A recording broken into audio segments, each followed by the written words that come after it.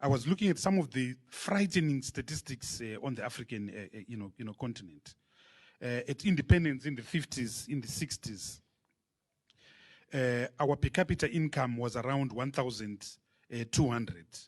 6 decades later, the average per capita income in Africa is 1,500. Zimbabwe, by the way, is around 1,200. Why is it that we still have these conflicts? In the past 2 years alone, we've had about 6 coups, particularly in the Sahel area.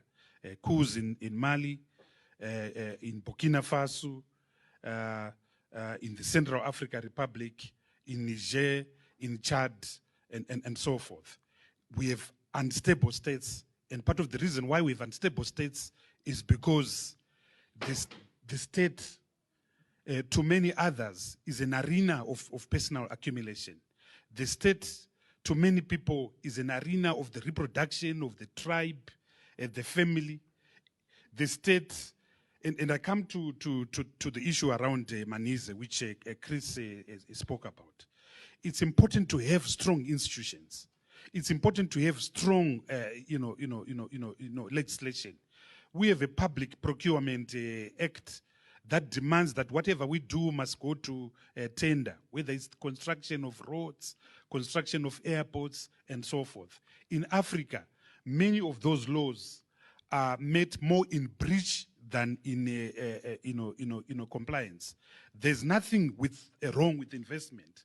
We actually need investment, but investment must go through our country's due process.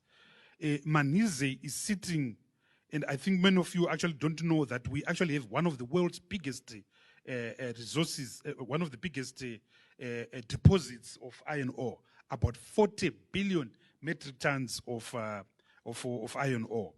A few years ago, an Indian company called ESA actually came into Zimbabwe and actually invested in Zimbabwe. But it pulled out of Zimbabwe because it was not allowed to have access. So it was given the infrastructure at Zisco Steel, but it was not allowed to have access to the iron ore. So many Zimbabweans do not know how, for instance, who actually is constructing at Manize. I first learned it today. What is the connection between the company that is constructing there and the 40 billion metric tons of iron ore that is actually there? Was this contract actually subjected to tender? These are questions that need to be answered. But speaking generically, I think to build a sustainable state, as I have said, it's so important to respect constitutions and to have constitutions with constitutionalism. It's so important to have the rule of law. It's so important to have elections that actually deliver. It's so important to carry everyone on board. It's so important to have a common vision.